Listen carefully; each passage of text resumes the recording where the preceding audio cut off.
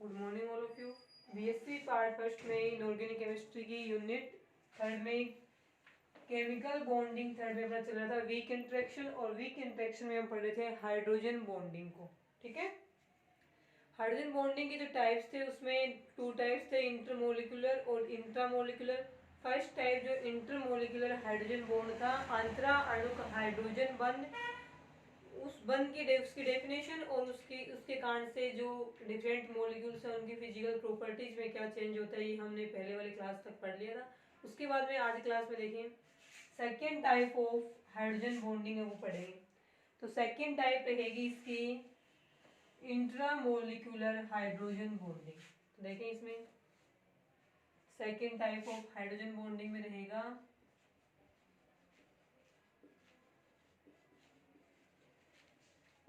Intramolecular hydrogen bond. ठीक है,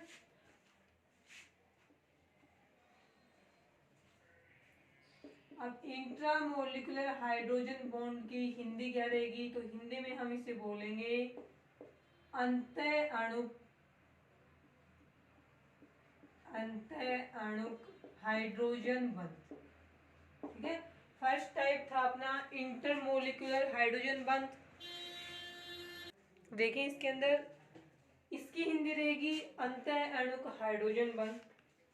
हिंदी वाले नाम से ही याद रखना, इंग्लिश वाले में कंफ्यूज होगी। इसमें इंट्रा का मतलब इंट्रा सिल्वम, ये अंतरा अणुक है, जबकि ये होता कौन सा है? अंतर अणुक है। तो आपको इसके हिंदी वाले नाम से इसकी डेफिनेशन है वो लिखनी है।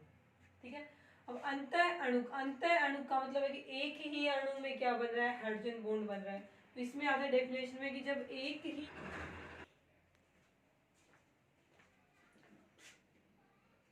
अंतःअणुक में क्या लगेगा इसमें कि एक ही अणु के डेफिनेशन में एक ही अणु के दो अलग अलग मोल इलेक्ट्रोनेगेटिव एटम है, उनके बीच में क्या आ रहा है? हाइड्रोजन एटम आ रहा है। जबकि अंतरा अणु क्या इंटरमोलिकुलर हाइड्रोजन बॉन्ड में क्या था कि उसके अंदर दो अलग अलग मोलिक्यूल्स के जो दो मोल इलेक्ट्रोनेगेटिव एटम थे जिनके बीच में हाइड्रोजन एटम आने से हाइड्रोजन बॉन्ड बनता है, वो दोनों मोल इलेक्ट्रोनेगेटिव एटम है वो अलग अलग मोलिक्यूल्स के थे। जबकि इसमें एक ही मोलिक्यूल्स में दो मोल इलेक्ट्रोनेगेटिव एटम होते हैं, उन दोनों मोल इलेक्ट्रोनेगेटिव एटम के बीच में यदि हाइड्रोजन एटम आ जाते हैं तो उसके आने से जो हाइड्रोजन बॉन्डिंग होगी उसे इंट्रामोलिकुलर हाइड्रोजन बॉन्ड या अंतःअणुक हाइड्रोजन बॉन्ड के नाम से जाना जाएगा। अब ये इंट्रामोलिकुलर हाइड्रोजन बॉन्ड बनता है वो तभी इफेक्टिव होता है जब वहां पे कोई स्टेबल साइक्लिक स्ट्रक्चर बनने की कोई संभावना हो, स्टेबल साइक्लिक स्ट्रक्चर बनने की कोई पॉसिबिलिटी उसके अंदर हो। यदि इस बॉन्ड से कोई स्टेबल साइक्लिक स्ट्रक्चर नहीं बनती है तो इंट्रामोलिकुलर हाइड्रोजन बॉन्ड है वो बनना पॉसिबल नहीं हो पाता। तो कब बनेगा? जब ये बॉन्ड बनने के बाद में वहां पे स्टेबल साइक्लिक स्ट्रक्चर का फॉर्मेशन होता हो। एग्जांपल देखें, एग्जांपल्स में देखें, हमने देख लिया सेलिसल्डिहाइड। देखें सेलिसल्डिहाइड में क्या होता है, जैसे यहाँ पे आ गया आपका OH C double bond OH, ये एल्डिहाइड है, सेलिसल्डिहाइड है।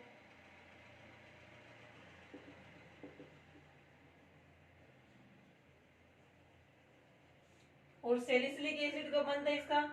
जब CHO की जगह हम COH लगाए तो यही क्या बन जाएगा? सैलिसिलिक एसिड बन जाएगा। अब इसमें देखो ये जो हाइड्रोजन एटम है वो दो मोल इलेक्ट्रोनेगेटिव एटम ऑक्सीजन के बीच में आ गया।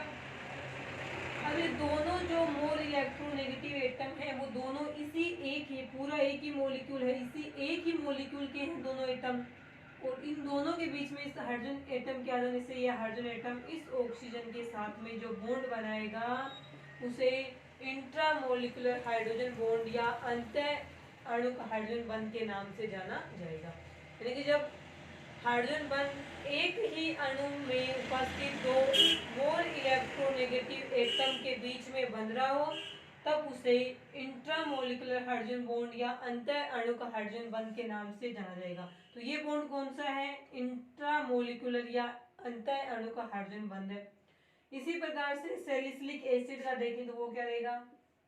सैलिसिलिक एसिड में भी सेम यही कंडीशन बनती है, OH और यहाँ पे C double bond O OH, ये क्या है, सैलिसिलिक एसिड है। ठीक है, सैलिसिलिक एसिड में क्या हो रहा है देखें, ये देखो, ये हाइड्रोजन एटम है और दो इसी मॉलिक्यूल के दो मोर इलेक्ट्रोनेगेटिव एटम ऑक्सीजन के बीच में आ गया, तो ये हाइड्रोजन एक के साथ में तो नॉर्मल कोवलेंट बॉन्ड बना रहा है, जबकि दूसरे के साथ में ये हाइड्रोजन बॉन्ड जुड़ा हुआ है। और ये हाइड्रोजन बॉन्ड कौन सा है, इंट्रामोलिकुलर हाइड्रोजन बॉन्ड या अंतःअणुक हाइड्रोजन बंध है वो कहलाएगा। आगे समझ में, डेफिनेशन ये इसके एग्जांपल हो गए।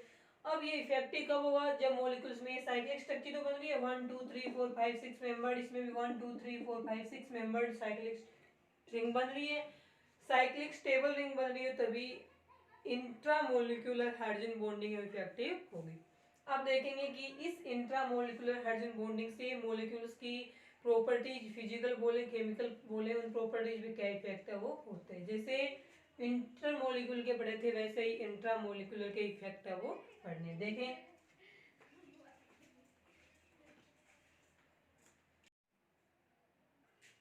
अब देखें इसके इफेक्ट में फर्स्ट इफेक्ट पढ़ेंगे अपन, boiling point and melting point.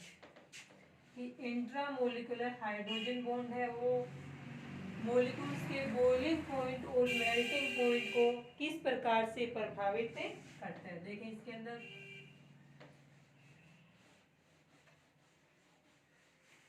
Boiling point and melting point. ठीक है, देखिए फर्स्ट इफेक्ट है इंट्रामोलिकुलर का, boiling point and melting point. Boiling point को हम बोलेंगे क्वथनांक और मेल्टिंग पॉइंट को बोलेंगे गलनांक। तो क्वथनांक और गलनांक दोनों ही क्या होते हैं, टेम्परेचर होते हैं।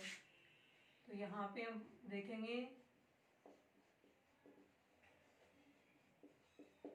मेल्टिंग पॉइंट और बॉइलिंग पॉइंट। तो मेल्टिंग पॉइंट और बॉइलिंग पॉइंट है वो किस प्रकार से प्रभावित करते हैं, उनके ये जो मेल्टिंग पॉइंट और बॉइलिंग पॉइंट है डिफरेंट मॉलिक्यूल्स के, वो इंट्रामोलिकुलर हाइड्रोजन बॉन्डिंग से किस प्रकार से प्रभावित होंगे। अब मेल्टिंग पॉइंट है वो तो क्या, तो ये भी क्या है, एक टेम्परेचर है, और बॉइलिंग पॉइंट भी एक क्या होता है, टेम्परेचर होता है। मेल्टिंग पॉइंट है वो किसका होता है, सॉलिड का होता है। मेल्टिंग पॉइंट तक इसको गर्म कर देंगे तो किस में चेंज हो जाएगा, लिक्विड में चेंज हो जाता है। जबकि बॉइलिंग पॉइंट है वो किसका होता है, लिक्विड का होता है। लिक्विड को बॉइलिंग पॉइंट तक टेम्परेचर तक गर्म करने पर ये वेपर या गैस फॉर्म में चेंज हो जाता है। तो ये तो रहेगा सॉलिड का, यानी वह टेम्परेचर जिसपे कोई भी सॉलिड है वो लिक्विड फेज में चेंज होना स्टार्ट कर देता है, उसको हम उस सॉलिड का मेल्टिंग पॉइंट कहेंगे। और लिक्विड का वह टेम्परेचर जिसपे वह लिक्विड है वेपर स्टेट में आना प्रारंभ कर देता है या फिर बॉयल होना स्टार्ट कर देता है, वो उसका बॉइलिंग पॉइंट कहलाता है। मेल्टिंग पॉइंट को शॉर्ट में हम लिखते हैं इस प्रकार से MP, और बॉइलिंग पॉइंट को लिखा जाता है BP। अब ये किस प्रकार से प्रभावित होंगे, इंट्रामोलिकुलर हाइड्रोजन बॉन्डिंग से, उसके एग्जांपल देखें।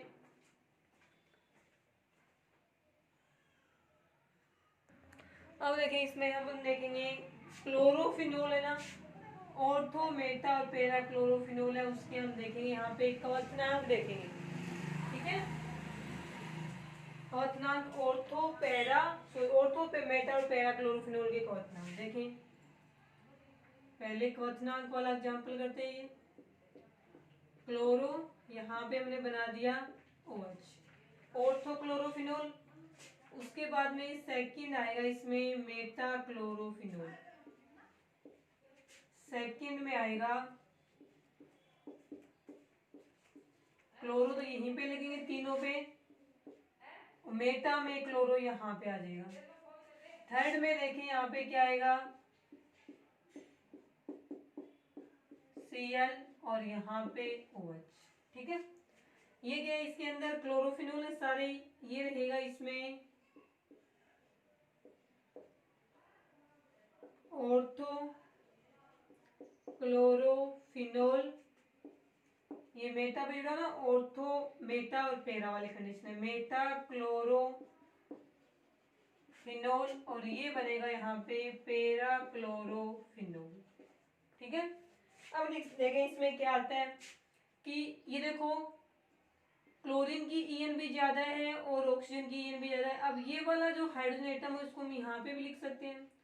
ठीक है, अब ये हाइड्रोजन एटम दो more electronegative atom chlorine oxygen के बीच में आ गया, तो ये इसके साथ में क्या बनाएगा, हाइड्रोजन बॉन्डिंग बनाएगा। अब इसमें क्या है कि इस ऑक्सीजन और इस क्लोरीन के बीच की डिस्टेंस ज़्यादा है, इस कारण से इनके बीच हाइड्रोजन बॉन्डिंग नहीं हो पाती है। इसमें भी नहीं हो पाती, इसमें डिस्टेंस और भी ज़्यादा है इसकी कंपेरिजन में। लेकिन यदि ऐसा ही एक और मॉलिक्यूल्स यहाँ प्रेजेंट हो, मान लीजिए दूसरा पैरा क्लोरोफिनोल आ गया और वो इस प्रकार से प्रेजेंट है कि इसको अपन इस प्रकार से लिख सकते हैं, दूसरा पैरा क्लोरोफिनोल। अब ये हाइड्रोजन एटम है, इसके और यहाँ पे हाइड्रोजन बॉन्डिंग हो सकती है। तो इसमें तो क्या हो रहा है, इंट्रामोलिकुलर हाइड्रोजन बॉन्डिंग हो रही है। इंट्रामोलिकुलर हाइड्रोजन बॉन्ड का मतलब क्या है, एक ही अणु में हाइड्रोजन बॉन्ड बन रहा है। अब इसके अणु में इसके खुद के अंदर ही हाइड्रोजन बॉन्ड बन गया है, तो ये इसके जैसा दूसरा जो ऑर्थोक्लोरोफिनोल होगा उसके साथ में जुड़ नहीं पाएगा, ये अकेला ही रहेगा। इसका दूसरे ये जो क्लोरोफिनोल के मॉलिक्यूल्स हैं उनके साथ में अट्रैक्शन क्या हो जाएगा, कम हो जाएगा। जबकि इन दोनों में क्या होता है, इंटरमोलिकुलर हाइड्रोजन बॉन्डिंग पाई जाती है। यानी इसमें हाइड्रोजन बॉन्डिंग का टाइप ही चेंज हो गया, इसमें अलग है, इन दोनों में इंटरमोलिकुलर हाइड्रोजन बॉन्डिंग पाए जाने से इनमें क्या होगा, ये जैसे अभी दोनों आपस में जुड़ गए, अब आगे वाला इसका जो ये H है वो तीसरे पैराक्लोरोफिनोल से जुड़ जाएगा। इसी प्रकार से ये भी मेटाक्लोरोफिनोल के बहुत सारे मॉलिक्यूल्स आपस में इंटरमोलिकुलर हाइड्रोजन बॉन्डिंग से जुड़ जाएंगे, वैसे इसमें जुड़ेंगे, लेकिन इसमें ये अकेला ही रहेगा क्योंकि इसने इंट्रामोलिकुलर हाइड्रोजन बॉन्डिंग है वो कर ली है। अब हम क्या हुए, तीनों ही लिक्विड स्टेट में, अब तीनों को हम गर्म करना स्टार्ट करेंगे, टेम्परेचर देंगे। तो इसमें तो क्या होगा, सिर्फ ये हाइड्रोजन बॉन्ड है इसको तोड़ देंगे, तोड़ते ही लिक्विड से वेपर में चेंज हो जाएगा, यानी इसका क्वथनांक है वो कम होता है। थोड़े से टेम्परेचर पे ये बॉन्ड टूटा, बॉन्ड में टूटते ही ये बॉन्ड टूटते ही किसमें चेंज हो जाएगा, वेपर फॉर्म में या गैस में चेंज हो जाएगा। जबकि इन दोनों में क्या होता है, बहुत सारे मॉलिक्यूल इस बॉन्डिंग के कारण से आपस में जुड़े हुए हैं। तो जब हम इनको टेम्परेचर देंगे, गर्म करेंगे, तो ये सारे जो इंटरमोलिकुलर हाइड्रोजन बॉन्ड है वो सारे टूटेंगे पहले, उसके बाद में किसमें आएगा, वेपर फॉर्म में, गैस फॉर्म में आएगा। तो इनके लिए टेम्परेचर क्या चाहिए होगा, अपने को ज़्यादा चाहिए होगा, तो इनके क्वथनांक या बॉइलिंग पॉइंट का मान भी क्या हो जाएगा, ज़्यादा हो जाएगा। तो यदि इनके क्वथनांक का ऑर्डर पूछा जाए तो वो इस प्रकार से रहेगा, सबसे ज़्यादा इसका होगा, उससे कम इसका होगा, सबसे कम इसका होगा। कारण बता दिया, इसमें इंट्रामोलिकुलर हाइड्रोजन बॉन्डिंग है, जबकि इसमें इन दोनों के बीच में स्पेस ज़्यादा होने के कारण से इंट्रामोलिकुलर हाइड्रोजन बॉन्डिंग पॉसिबल नहीं हो पाती है। इस कारण से यहाँ पे इंटरमोलिकुलर हाइड्रोजन बॉन्ड है वो पाया जाता है, जिसके कारण से इनके बॉइलिंग पॉइंट्स के मान है वो इंक्रीज हो जाते हैं।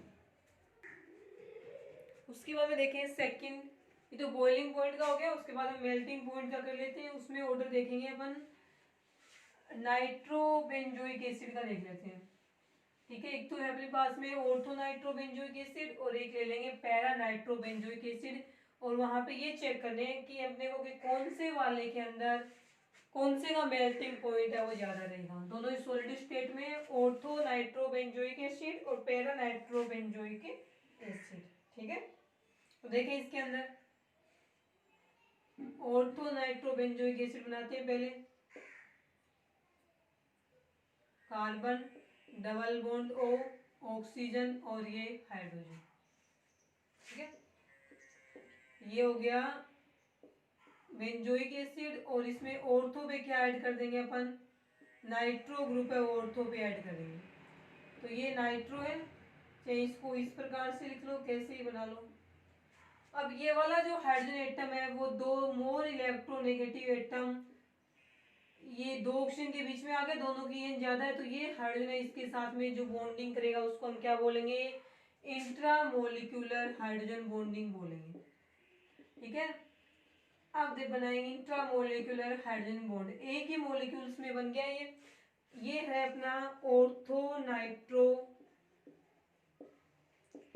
Benzoic acid. दूसरे में बनाएंगे पैरा नाइट्रो बेंजोइक एसिड, देखें पैरा नाइट्रो बेंजोइक एसिड क्या होता है, C डबल बॉन्ड OH, इस बार पैरा पे क्या लग गया, नाइट्रो लग गया, इसका नाम रहेगा पैरा नाइट्रो बेंजोइक एसिड। अब इसमें क्या है, इसमें ये ऑक्सीजन ये हाइड्रोजन और इनमें बीच में डिस्टेंस ज्यादा होगी, तो यहाँ पे इंट्रामोलिकुलर हाइड्रोजन बॉन्डिंग पॉसिबल नहीं हो पाती, तो यहाँ पे कौन सी बॉन्डिंग होगी, तो ये हम कहेंगे कि यहाँ पे दूसरा मॉलिक्यूल्स आएगा, इसमें यहाँ पे NO2 ग्रुप है, इसमें यहाँ पे C डबल बॉन्ड O और H। अब इन दोनों के बीच में क्या होगी, इंटरमोलिकुलर हाइड्रोजन बॉन्डिंग। तो इसमें पैरा नाइट्रोबेंजोइक एसिड में जो हाइड्रोजन बॉन्ड बनता है कौन सा होता है, इंटरमोलिकुलर हाइड्रोजन बॉन्डिंग। इस प्रकार से बहुत सारे मॉलिक्यूल्स हैं। पैरा नाइट्रोबेंजोइक एसिड एक यहाँ पे प्रेजेंट होगा, बहुत सारे आपस में जुड़ जाएंगे किससे, इंटरमोलिकुलर हाइड्रोजन बॉन्डिंग से। जबकि ऑर्थो वाले में कौन से होते हैं, यहाँ पे इंट्रा होता है, तो केवल एक ही मॉलिक्यूल्स में क्या हो रहा है, हाइड्रोजन बॉन्ड बन रहा है। तो इस मॉलिक्यूल्स का इसके जैसे दूसरे मॉलिक्यूल्स के साथ में अट्रैक्शन कम हो गया, क्योंकि ये खुद में ही है, दूसरे के साथ में ये कोई अट्रैक्शन नहीं करा, तो इन दोनों ही सॉलिड स्टेट में जब इनको हम टेम्परेचर देंगे तो इस वाले में केवल ये एक बॉन्ड ब्रेक करना है, ये बॉन्ड ब्रेक होते ही ये सॉलिड से किस में आ जाएगा, लिक्विड में आ जाएगा। जबकि इस वाले में ये बॉन्ड है, फिर ये आगे दूसरे से जुड़ा हुआ होगा, वहां पे बॉन्ड है, फिर आगे ये जुड़ा हुआ होगा, वहां पे बॉन्ड है। यानी इसमें बहुत सारे मॉलिक्यूल्स के बीच में इंटरमोलिकुलर हाइड्रोजन बॉन्डिंग हो रही है। तो इसको लिक्विड स्टेट में चेंज करने के लिए उन सभी मॉलिक्यूल्स के बीच में जो इंटरमोलिकुलर हाइड्रोजन बॉन्डिंग है उसको ब्रेक करना पड़ेगा। उसको ब्रेक करने के लिए हमें टेम्परेचर ज़्यादा चाहिए, इसका मतलब इसका मेल्टिंग पॉइंट क्या होता है, ज़्यादा होता है। ये रहेगा कारण मेल्टिंग पॉइंट और बॉइलिंग पॉइंट के मॉडल का, ठीक है। तो इसमें देखिए नेक्स्ट तीसरा दो हो गए, एक मेल्टिंग पॉइंट का एग्जांपल कर लिया और एक बॉइलिंग पॉइंट का एग्जांपल हो गया। थर्ड पढ़ेंगे अपन एसिडिक स्ट्रेंथ ऑफ एसिड या फिर डिसोसिएशन कांस्टेंट ऑफ एसिड। एक ही बात, दोनों का अर्थ है वो सेम ही होता है, ऑर्डर भी सेम है, दोनों का मतलब भी क्या होता है, सेम ही होता है, ठीक है। तो इंट्रामोलिकुलर हाइड्रोजन बॉन्डिंग का जो थर्ड है वो पढ़ेंगे अपन एसिडिक स्ट्रेंथ ऑफ एसिड, ठीक है। एसिडिक स्ट्रेंथ ऑफ एसिड में देखें किसकी देखेंगे अपन,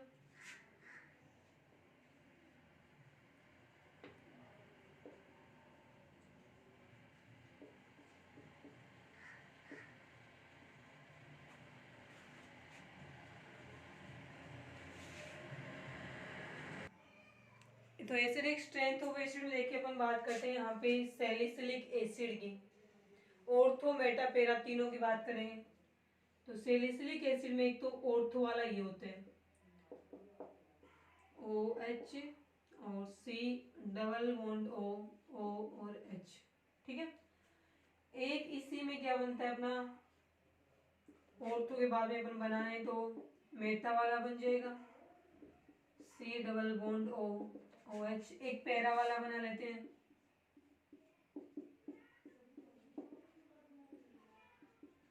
ठीक है, ऑर्थो मेटा और पैरा सैलिसिलिक एसिड है, ठीक है।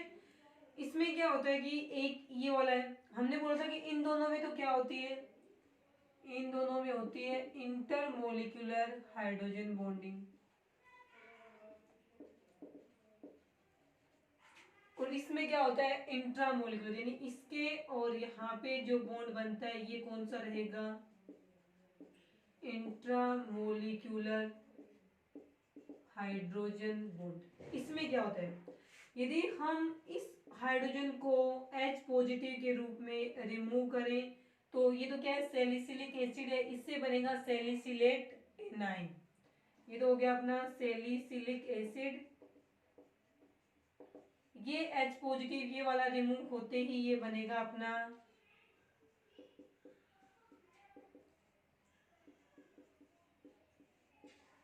सैलिसिलेट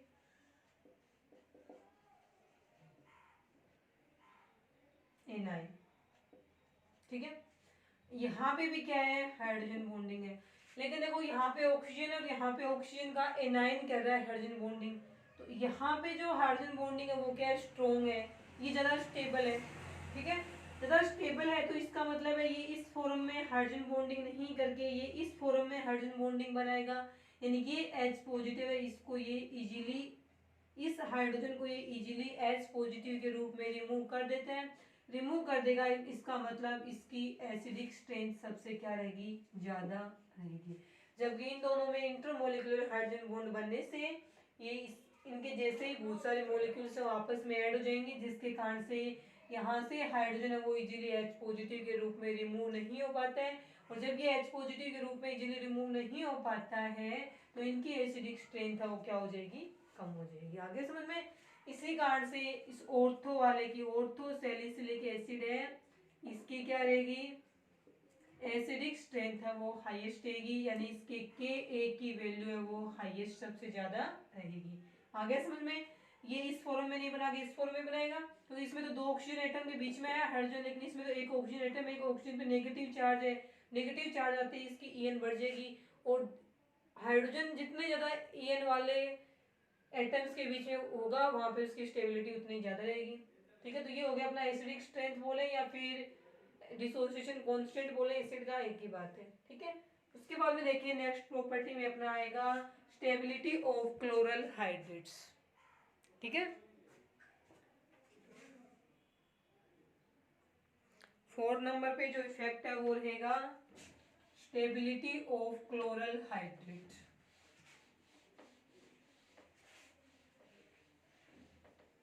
क्लोरल हाइड्रेट एक ऐसा मॉलिक्यूल्स है, जैसे जनरली अपन ये बोलते हैं इसमें कि ऐसा कोई भी मॉलिक्यूल्स जिसके अंदर एक ही एटम पे, या फिर कार्बन एटम की बात करेंगे, कार्बन एटम पे दो या दो से अधिक, 2 और मोर देन 2, दो या दो से अधिक OH ग्रुप यदि लगे हुए हों तो उस मॉलिक्यूल्स की स्टेबिलिटी कम हो जाती है। उसके बाद में उस मॉलिक्यूल को हीट करते हैं तो उसमें से H2 मॉलिक्यूल के रिमूव, H2 मॉलिक्यूल है उसमें से रिमूव हो जाता है। जनरली क्या है कि जितने भी कंपाउंड जो स्टेबल कंपाउंड्स है उसमें किसी भी कंपाउंड्स में कार्बन एटम पे दो OH नहीं लगे होते, वैसे तो होते ही हैं, जैसे कि कैल्शियम पे हो गए 2 OH, कैल्शियम हाइड्रोक्साइड है स्टेबल है।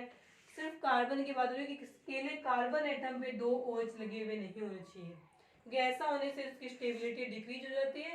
फिर वो स्टेबिलिटी गेन करने के लिए क्या करता है, उसको गर्म करते तो उसमें से H2 मॉलिक्यूल से रिमूव हो जाता है। तो थर्ड में अपन पढ़ेंगे, थर्ड तो होगी, तो फोर्थ है स्टेबिलिटी ऑफ क्लोरल हाइड्रेट।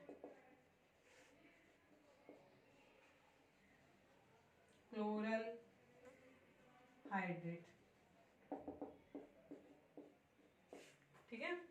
देखिए इसके अंदर फॉर्मूला होता है क्लोरल हाइड्रेट का CCl3 CHOH ट्वाइस, ये होता है फॉर्मूला। देखिए किस प्रकार से रहेगा, ये कार्बन है, ये दूसरा कार्बन, दो कार्बन एक ही है और एक ही है, इसके साथ में जुड़े हुए होते हैं 3 Cl ग्रुप, इसके साथ में एक तो ये हाइड्रोजन ऐड करेंगे यहाँ पे, और दो इसके साथ में क्या जुड़े हुए होते हैं, OH ग्रुप है वो जुड़े हुए होते हैं। इस प्रकार से ये क्या रहेगा, क्लोरल हाइड्रेट बनेगा। अब इसमें इनके जो हाइड्रोजन एटम को हम यहाँ से हटा करके यहाँ भी लिख सकते हैं, ठीक है। और ये दोनों क्लोरीन को यदि हम उस प्रकार से लिखना चाहें या फिर इस प्रकार से भी लिखो, एक ही बात है, ठीक है। आप देखो एक कार्बन एटम पे दो OH ग्रुप है, एक ये एक ये, तो ये अनस्टेबल होना चाहिए, लेकिन फिर भी ये स्टेबल होता है। इसका रीजन रहेगा इंट्रामोलिकुलर हाइड्रोजन बॉन्डिंग। इसमें क्या होता है, ये हाइड्रोजन एटम दो मोर इलेक्ट्रोनेगेटिव एटम ऑक्सीजन और क्लोरीन के बीच में आ गया, तो यहाँ पे जो बॉन्डिंग होगी वो क्या होगी, इंट्रामोलिकुलर हाइड्रोजन बॉन्डिंग, और यहाँ इन दोनों के बीच में भी क्या होगी, intramolecular hydrogen bonding.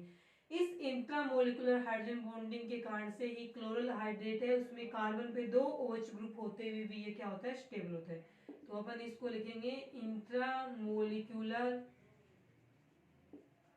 Hydrogen bond, ये वाला भी और ये वाला, एक ही मॉलिक्यूल्स में दो इंट्रामोलिकुलर हाइड्रोजन बॉन्ड बन रहे हैं, इसका मतलब इसकी स्टेबिलिटी है वो इंक्रीज हो रही है।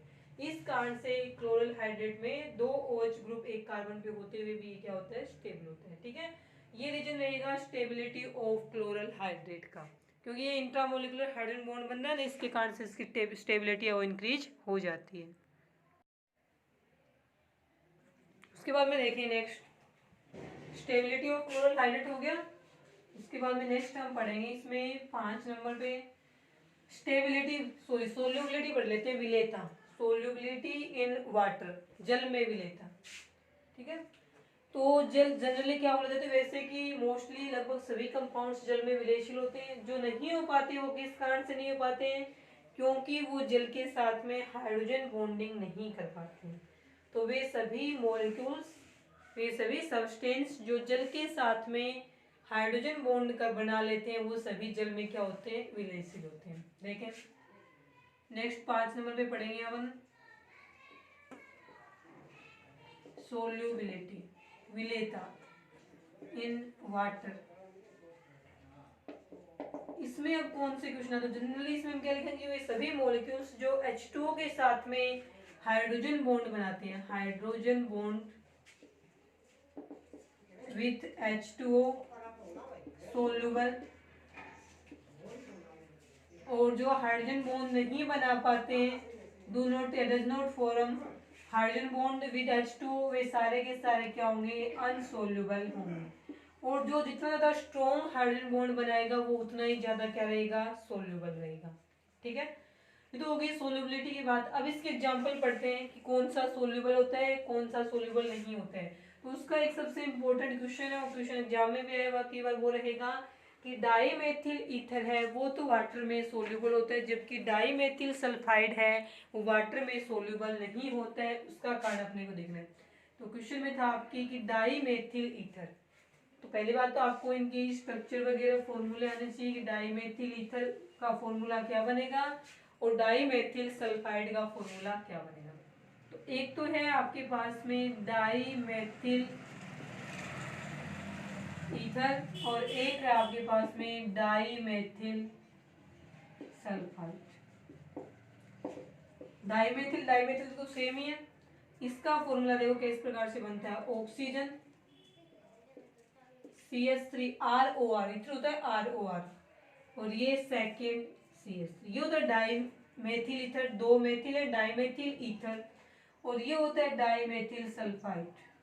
केवल चेंज क्या है कि ऑक्सीजन की जगह सल्फर आ गया तो वो क्या बन गया, डाईमेथिल सल्फाइड।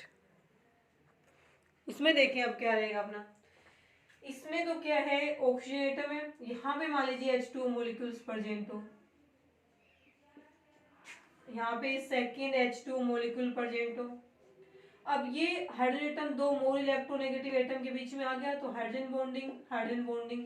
तो इस प्रकार से डाईमेथिल ईथर में ऑक्सीजन एटम की EN मोर अधिक होने के कारण से ये H2O मॉलिक्यूल्स के साथ में इंटरमोलिकुलर, ये भी टाइप भी पूछे ना हाइड्रोजन बॉन्डिंग का, तो कौन सी रहेगी, दो अलग अलग, ये H2O का मॉलिक्यूल से डाईमेथिल ईथर का मॉलिक्यूल से दो अलग अलग मॉलिक्यूल्स के एटम के बीच में हो रही है, तो उसको हम बोलेंगे इंटरमोलिकुलर हाइड्रोजन बॉन्ड।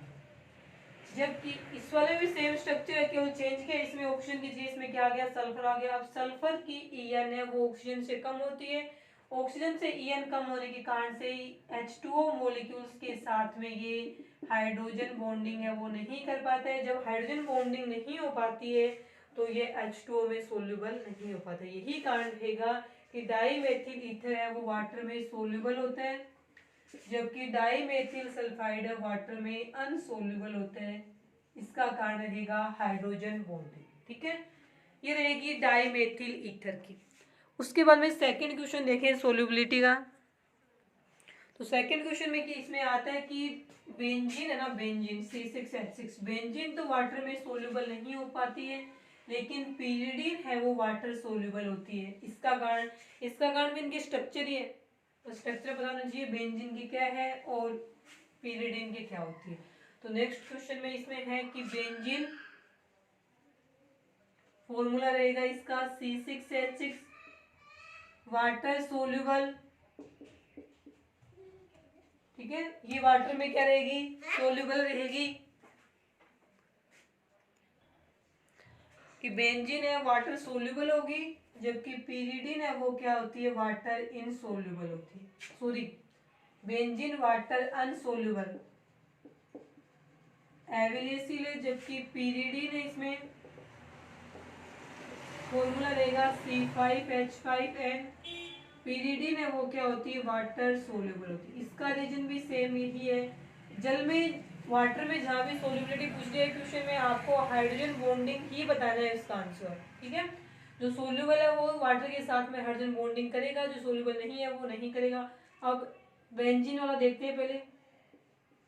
बेंजीन है ये सारे क्या है, CH कार्बन एटम प्रेजेंट है। कार्बन मोस्टली कार्बन क्या करता है, कार्बन की कमी मानते 2.5 के लगभग होती है और हाइड्रोजन की 2.1 है, लगभग सेम ही है, 0.4 का अंतर ही है। तो यहाँ पे हाइड्रोजन बॉन्डिंग पॉसिबल नहीं हो पाती है, होती तो बहुत वीक होती है, ऐसे नहीं हो पाती। लेकिन यहाँ पे पीरियडिन में देखो क्या होता है, पीरियडिन में एक कार्बन एटम की जगह इसमें क्या प्रेजेंट होता है, नाइट्रोजन एटम प्रेजेंट होता है। ये तो है अपना बेंजीन और ये है इसमें पीरियडिन। अब पीरियडिन में नाइट्रोजन एटम की ईएन मोल अधिक होती है, इस कारण से ये H2O मॉलिक्यूल के साथ में इंटरमोलिक्यूलर हाइड्रोजन बॉन्ड बना लेता है और इस इंटरमोलिक्यूलर हाइड्रोजन बॉन्ड के कारण से ही पीरियडिन है वो तो क्या हो जाएगा, वाटर में सोल्यूबल हो जाता है, जबकि बेंजीन है वाटर में इनसोल्यूबल होगी। उसके बाद में एक लास्ट क्वेश्चन देखें, उसके बाद में लास्ट क्वेश्चन रहेगा इसके अंदर, ठीक है। वाटर वाले सोल्यूबल जैसे क्वेश्चन है लगभग, देखें।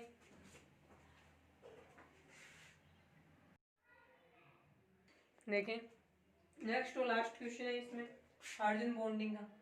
क्वेश्चन ये है इसमें कि एसिटिलीन H2O इनसोल्यूबल, ये वाटर में क्या होती है, एविलेसिल होती है, लेकिन एसिटिलीन है वो एसीटोन में क्या होती है, सोल्यूबल होती है।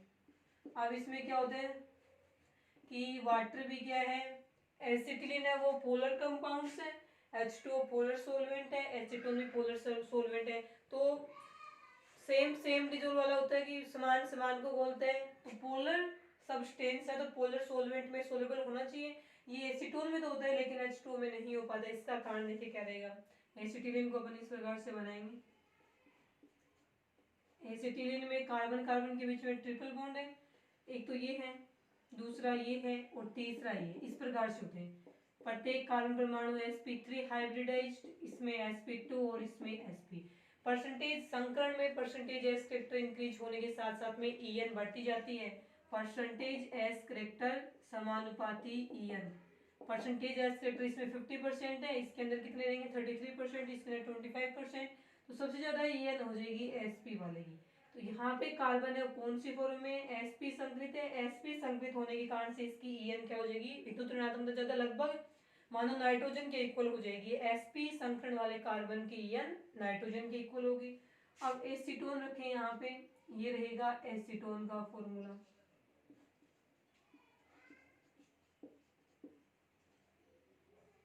अब ये हाइड्रोजन एटम दो मोर इलेक्ट्रोनेगेटिव एटम, क्योंकि ये लाइट वेट अज्यूम करेंगे, नाइट्रोजन की लगभग En होगी, तो यहाँ पे क्या हो जाएगी, बॉन्डिंग हाइड्रोजन बॉन्ड बन जाएगा। हाइड्रोजन आना चाहिए भी इस साइड, जरूरी नहीं H2O ही हो, हाइड्रोजन बॉन्ड बना लिया इसने एसीटोन के साथ में, तो ये एसीटोन में क्या हो गया, सोल्यूबल हो गया। इसे अपन बोलेंगे इंटरमोलिक्यूलर हाइड्रोजन बॉन्ड। इस इंटरमोलिक्यूलर हाइड्रोजन बॉन्ड के कारण से स्टेबल हो गया। जबकि एसीटोन और H2O में क्या होता है कि एसीटोन के खुद के मॉलिक्यूल्स के बीच में, एसीटोन है दूसरा एसीटोन का मॉलिक्यूल्स आ गया, इनके बीच में अट्रैक्शन है वो क्या होता है, ज्यादा होता है। H2O और HC triple bond CH, acetylene और H2O अणुओं के बीच अट्रैक्शन की कंपैरिजन में एसिटिलीन के खुद के अणुओं के बीच में अट्रैक्शन और H2O के खुद के मॉलिक्यूल्स के बीच में अट्रैक्शन क्या ज्यादा होते हैं।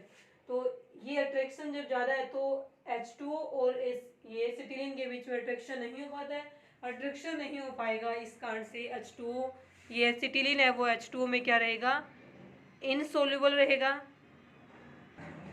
ठीक है, तो ये रहेगी आपकी हाइड्रोजन बॉन्डिंग इंट्रामोलिकुलर और उसके इफेक्ट हो गए सारे।